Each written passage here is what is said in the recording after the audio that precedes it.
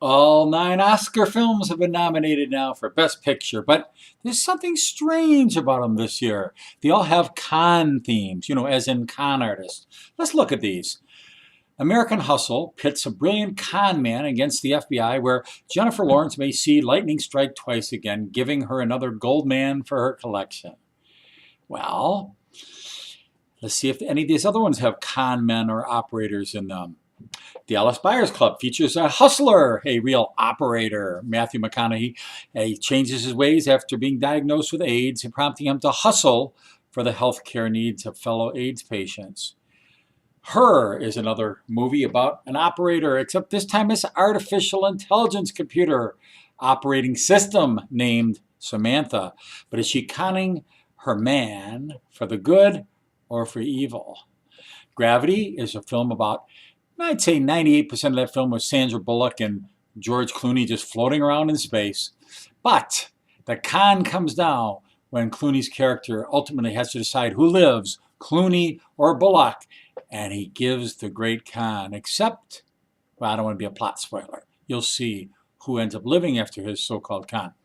Captain Phillips with Tom Cruise is he's getting terrorized by pirates on the high seas. Virtually the whole film is about conning the cons. Cruise is Captain Phillips, conning a boatload of cons, otherwise known as pirates. The Wolf of Wall Street gives away its own name. Leonardo DiCaprio plays a stockbroker who went to jail for, get this, conning investors. We're on a streak here. Let's go on. Nebraska, a story about an estranged father and son who must make a cross-country trip to claim a supposed multi-million-dollar mega sweepstakes marketing prize. Yeah, right. Couldn't they just say the check's in the mail? And Philomena, a movie about a nun who was conned into giving away custody of her own son, her flesh and blood.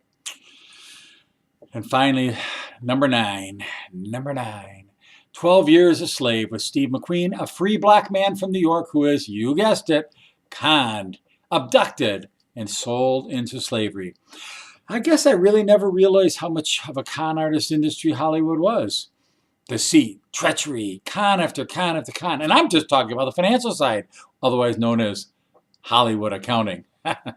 So, with all the con themes in these movies this year, maybe instead of calling it the Academy Awards, they should call it the Economy Awards. But for liberal Hollywood, that might sound a little bit too much like the economy and Obamacare, the biggest con in modern American history, or at least in our new lexicon.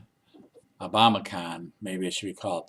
And that's just a little too depressing of a subject for Hollywood for their gay occasion.